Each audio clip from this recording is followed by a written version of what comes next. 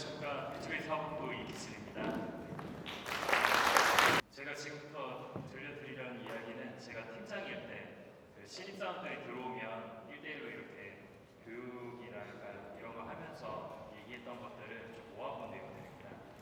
그 습관이라고 하면 좀 이게 좀 그렇게 거창하게 보이진 않지만 하루하루 쌓이다 보면 이걸 가지고 여러분들이 새로운 사업을 하거나 전시회를 기획할 때 꼭 쓰일 수 있는 부분들이라서 한 번쯤 다뤄보고 싶었습니다.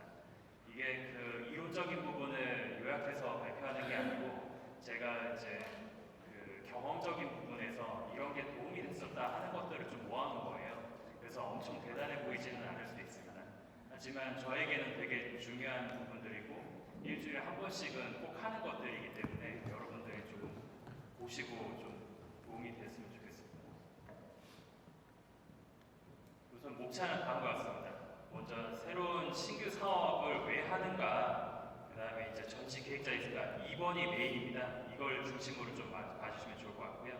그리고 사업 아이템, 그 전시가 신규 아이템이 이게 될 만한 것인가, 그런 부분, 그리고 이걸 어떻게 추진할 것인가, 그리고 최근에 관심 아이템, 제가 가지고 있는 관심 아이템들 이렇게 5가지를 말씀드리겠습니다. 이거는 이제 전시를 담당한 매니저님들 중심으로 좀 봐주시면 좋지 않을까 싶습니다. 신규 사업은 왜 하는가? 되게 심플합니다. 경영은 지속 가능성을 확대하는 것이다. 저는 이 말을 되게 깊게 느끼고 있는데요. 이윤 추구 이런 얘기도 많이 들으시잖아요. 이윤 추구 또한 이제 지속 가능성을 확대하는 방법 중에 하나로서 이제 기업들은 신규 사업을 개발합니다. IBM이라는 기업을 아십니까? IBM이 지금 보면 여러분 어떤 기업으로 머릿속에 있으신지 모르겠지만 제가 학창 시절 다니던 때만 하더라도 IBM은 PC 만드는 회사였어요. 컴퓨터 만드는. 이게 1911년에 설립이 돼서 PC 사업으로 그 획기적인 그 기업으로 이 명성을 날리다가 델, 컴팩 뭐 이런 기업들로부터 PC 사업부 이제 지속 가능성을 위협받으면서 아예 업을 전환을 합니다. 기존에는 부품이나 뭐 PC 같은 것들을 공급하는 업체에서 아예 소프트웨어 쪽으로 완전히 돌아섰고요. 그 2005년에 아예 PC 사업부를 그 중국의 레노버한테 아예 매각해버리는 정도까지 업의 전환을 가져갔습니다. 이런 식으로 그 지속 가능성이라는 측면에서 새로운 사업들을 계속해서 확대하는 게 기업의 숙명이죠, 과제입니다. 그 개인 입장에서는 어떨까요? 제가 보기에는 성장이라는 부분, 이게 뭐 지금 말씀드리는 기업이나 개인의 이런 게 너무나 쉬운 이야기들 같지만 제가 팀장일 때 팀원들한테 항상 얘기했었던 게 있어요. 3년은 한 가지 업무를 죽도록 파봐라. 첫 해 때는 뭣도 모르고 인수인계 받아가지고 치는 거고, 둘째 때는 어느 정도 알고서 치는 거고, 세 번째 때는 본인이 알고 있는 거에다가 좀 더 어드밴스, 추가하고 업그레이드하고 보완하고 이런 걸 해서 한 3년은 해봐야지 그 카테고리에서의 전문가가 된다 이런 얘기를 했었어요. 근데 최근 그리고 과거에도 물론 그랬습니다만 대부분들이 그렇지는 않으시더라고요. 뭐가 좀 다르냐면 빨리 전시사업의 A부터 Z까지를 최대한 빨리 파악하고 싶은 것들을 최근에 많이 느꼈습니다. 그래서 3년이나 이렇게 하는 업무를 해야 된다라고 하는 거에 있어서 되게 좀 부정적으로 보시는 거예요. 왜 그럴까 생각해보면 빨리 A부터 Z까지 전시사업 업무를 다 파악하고 그게 다 업무 파악하는 거가 나의 성장이다 이렇게 생각하시는 것 같아요. 그냥 업무를 해봤다는 것 자체가 나의 성장이라고 생각하지는 않는데 그런 부분이 있었습니다. 근데 그 신규 사업 개발을 하면 어떻게 되냐면 여러분들의 그 업무 자체가 바뀝니다.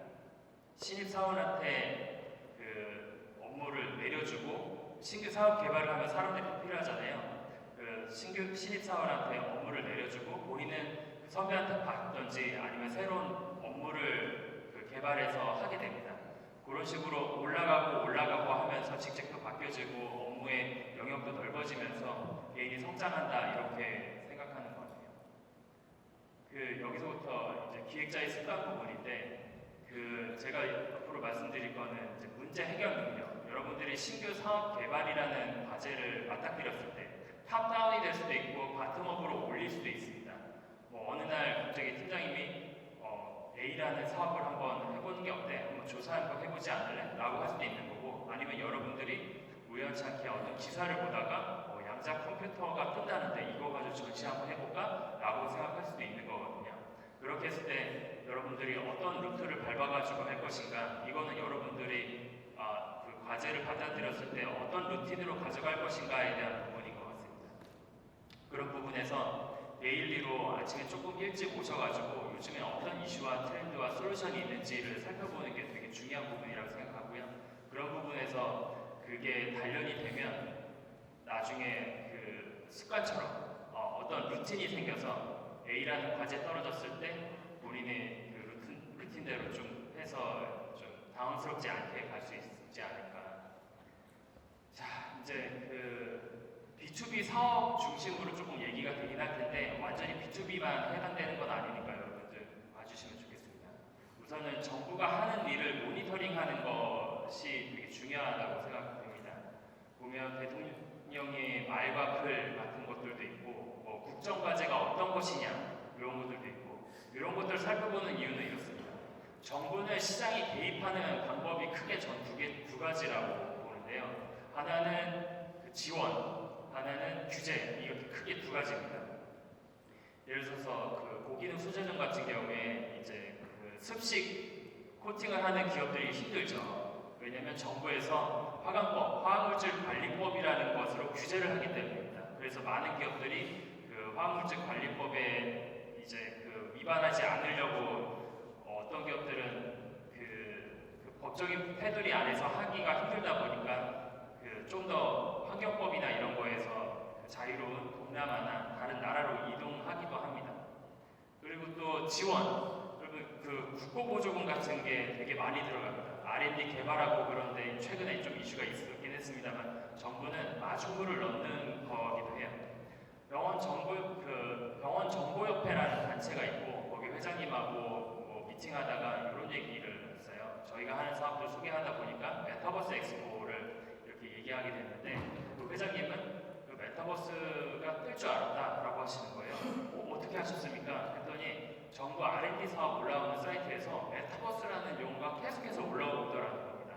그걸 보고서 메타버스가 향후에 좀 뜨겠구나라는 걸 예측하셨었다 하더라고요. 그런 식으로 정부가 하는 지원과 규제는 우리가 하는 사업들에 되게 큰 영향을 주고 있습니다. 여기서 보시면 우측에 국정과제라고 해가지고 그 여러 가지 과제들, 그 중에서도 이제 경제 부분에 대한 과제들이 역동적 경제라고 하는 과제들이 있고 각 담당 부처들이 있습니다.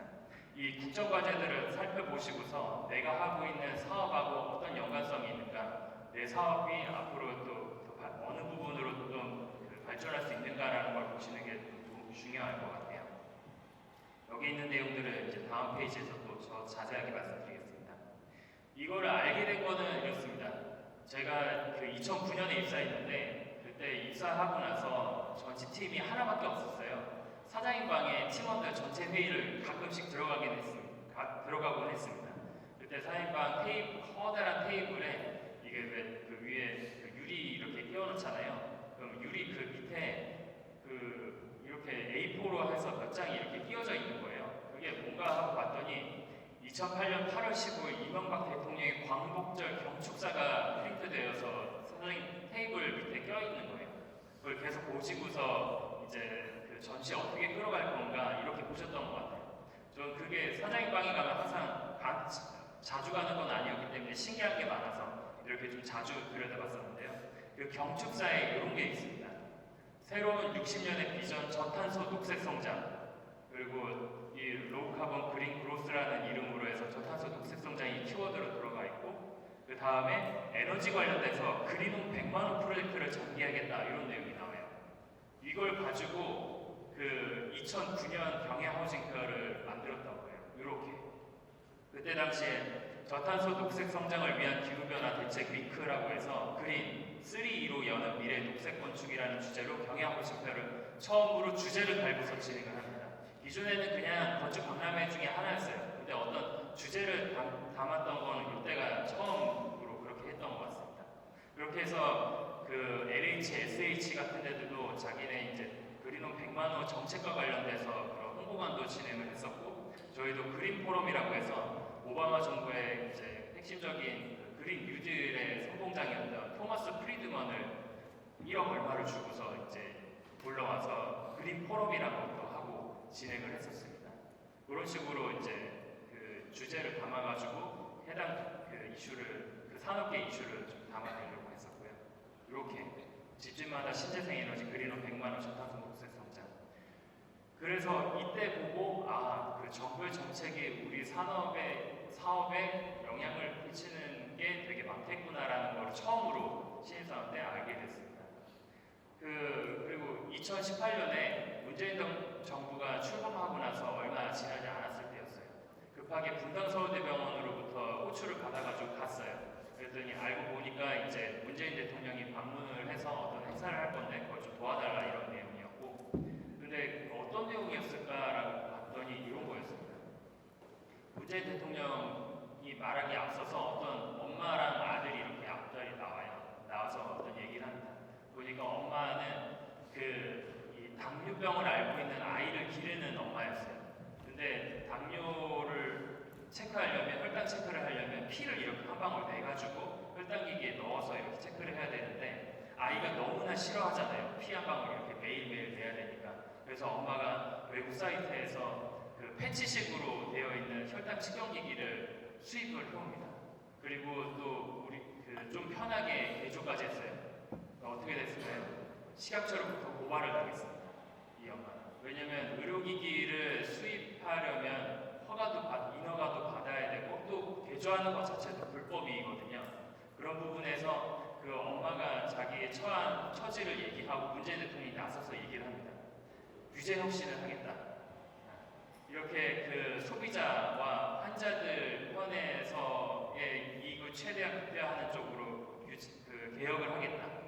그 당시에 그 규제 혁신에 대해서는 의료기기만 얘기하는 건 아니었습니다. 이거를 가지고 처음으로 하는 자리였고 한 카테고리만을 얘기하는 건 아니었고요. 근데 대통령의 말과 글이라는 부분은 뭐냐면 그 뒤에서는 그 호수에 떠 있는 백조처럼 그 밑에서 물밑작업이 엄청나게 많이 이루어집니다. 동일한 날에 이렇게 의료기기 인허가 규제 점검 개편한다, 뭐 이런 식의 보도자료도 동일하게 나오고 합니다. 그런 부분에 있어서 항상 대통령이 어떤 말을 하고 어떤 글을 하는지 저는 약간의 대국민 차원에서의 쇼잉이라고도 생각을 하거든요. 이런 거를 눈여겨보시면 좋겠다 싶습니다.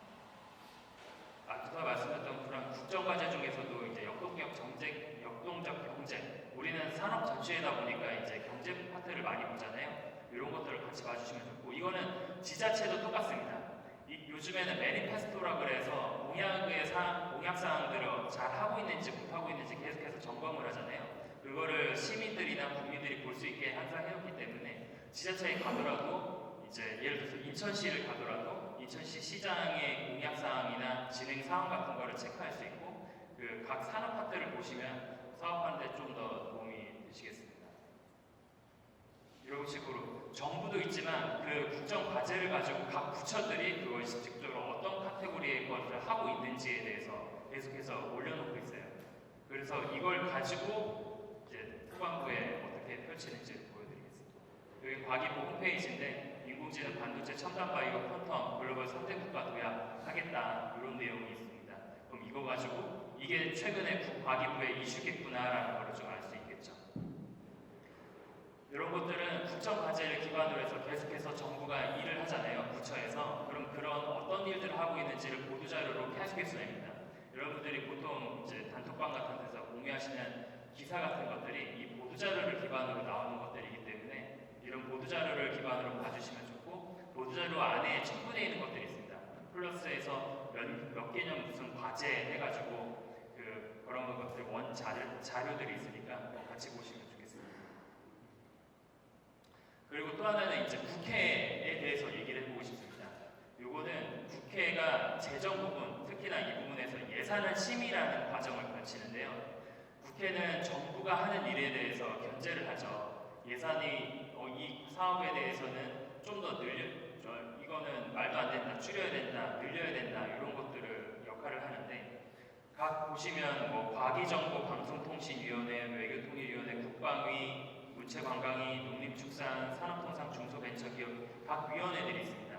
위원회가 열려서 각 부처에서 올리는 차년도의 예산안을 가지고 심사를 해서 이거는 죽이자, 이건 살리자, 아니면 예산을 증액하자, 감액시키자 이런 식으로 하거든요.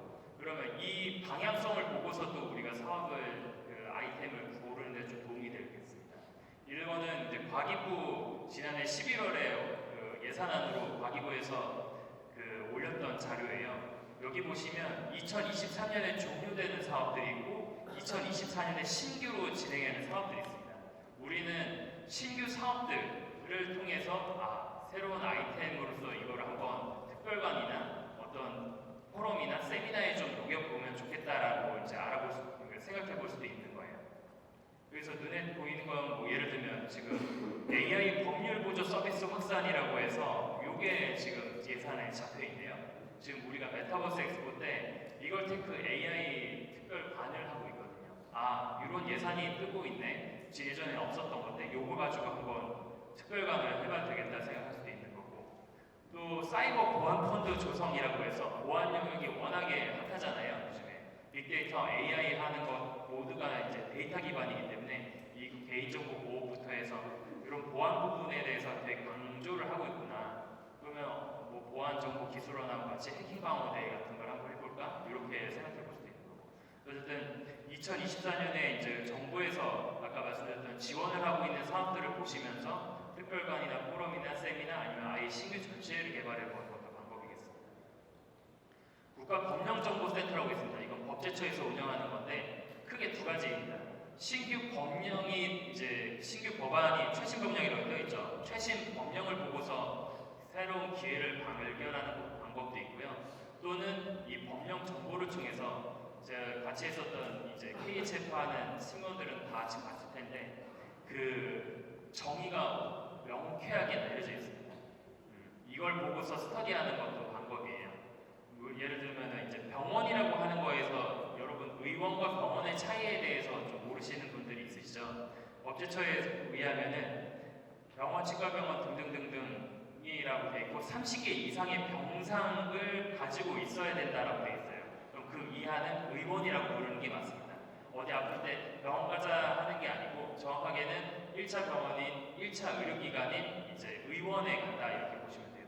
어쨌든 계속해서 변화하고 있는 법령들을 보고서 정부에서 규제하고 있거나 아니면은 이제 완화하고 있는 이런 내용들을 보고서 신규 사업을 발굴해 보는 것도 방법입니다. 그다음에 국회의원 정책 자료라고 있습니다. 요거는 세미나 정보 같은 게 이제 좀 볼만한데요. 국회의원 제가 갔었던 이걸테크 스타트업 발전 방안 이런 거는 이렇습니다. 국회는 어떤 것들을 많이 이런 세미나에서 다루냐면 이런 게 있더라고요. 기존의 기득권 세력, 요즘에 리걸테크 쪽이 변호사협회랑 많이 부딪히는데요. 기득권 세력과 시장 파괴적인 스타트업과의 갈등 상황이 있잖아요. 그런 거에 대해서 조정 역할을 좀 해보려고 조정 역할을 하고 있습니다. 이런 스타트업 발전 방안 같은 거를 통해 가지고 어떤 거가 이제 시장에서의 이슈 사항인지를 보고서 그거에 대해서 국회가 이제 법안이라든지 지원이나 이런 거를 풀어가지고 진행을 하고 있습니다. 뭐 기타 이제 프리즘과 같은 정책 연구 관리 시스템이라든지 아니면 빅가이즈라고 이제 언론지능정보재단에서 쓰는 이런 언론 분석 시스템, 뭐 KPMG 같은 컨설팅 펌에서 하는 각종 연구 자료들 같은 것도 볼 수 있고요. 그리고 서점 같은 데 보면 큐레이션을 워낙 잘 해놨습니다. 예를 들어서 챗 GPT다. 과거에는 김대식 교수가 썼던 한 권밖에 없었는데 불과 한 달 사이에 이게 챗 GPT 관련된 게 이렇게 많이 늘어났어요. 시장에서의 수요가 있기 때문에 당연히 서점들도 큐레이션을 해서 이렇게 놓는 거거든요. 저는 이제 1주에서 2주를 넘기지 않습니다. 서점 가는 거를. 이렇게 가면은 큐레이션되어 있는 책들을 보고서 어떤 게 시장에서의 이슈가 있구나라는 걸 좀 볼 수가 있고요. 과거에 단행본 중심으로 봤었다면 최근에는 이제 주간지로도 많이 보고 있습니다. 이슈 같은 걸 워낙에 캐치해서 하기 때문에. 이코노미 조선하고 애경 이코노미가 3월 13일 날 똑같이 냈었던 내용인데 헤어테크 초고령 사회 이런 내용들이에요. 이런 것들을 보고서 내년도가 65세 이상이 되는 인구가 전체 인구의 20%가 넘어가는 초고령 사회에 진입하는구나. 실제로 이제 헬시 에이징 학회, CBS 등등이 각종 언론들도 그렇고 이제 초고령 사회 관련된 콘텐츠로 뭐 포럼이라든지 이런 거를 하려고 준비하고 있습니다. 그럼 우리는 어떤 거를 해볼 수 있을까라는 생각을 해볼 수 있을 거고요. 그다음에 다른 전시회를 많이 보는 것도 새로운 아이템 개발하는 데 되게 도움이 됩니다. 다만 그냥 보고 오지 마시고 사진으로 아니면 캡처로 이렇게 좀 많이 남겨주시면 좋겠어요. 이건 제가 이제 실제로 사용하고 있는 폴더들인데 그 사진을 꼭 남기라고 말씀드리는 거는 어떤 벤치마킹할 사례를 보고서 팀원들한테 설명할 때 사진만큼 명쾌하게 보여줄 수 있는 게 없기 때문에 그렇게 말씀드리는 겁니다. 구글 클라우드 서밋 같은 경우에는 세션이 되게 많거든요.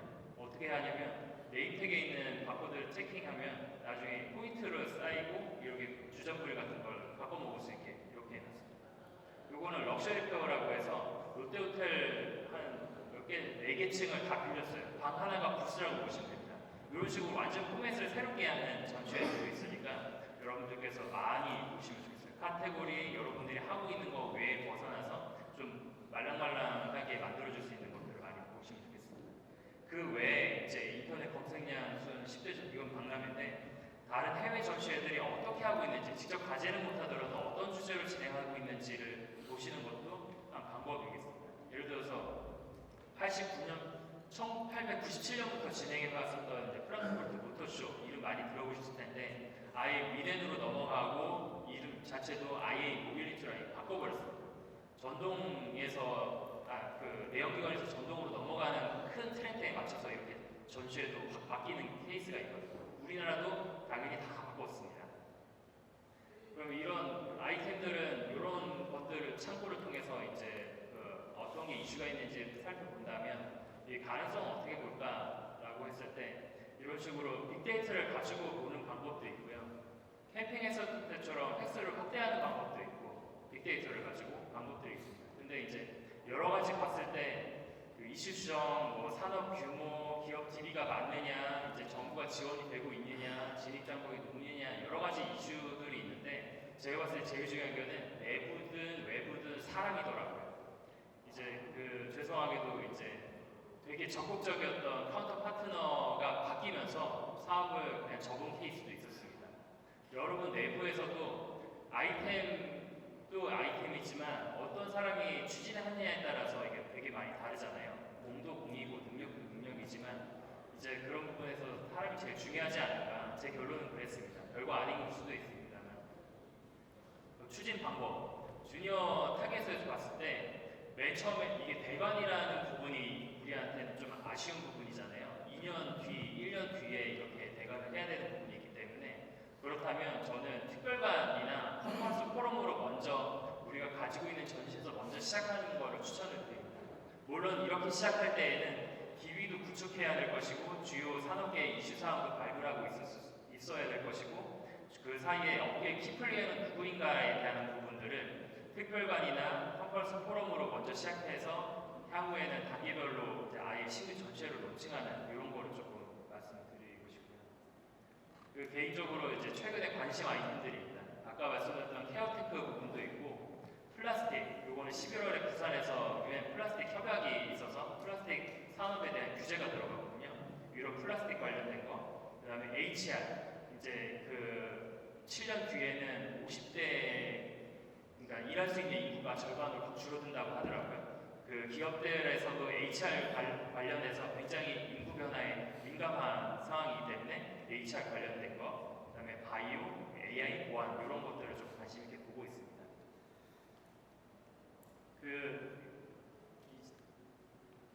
이게 마지막 장표이고요.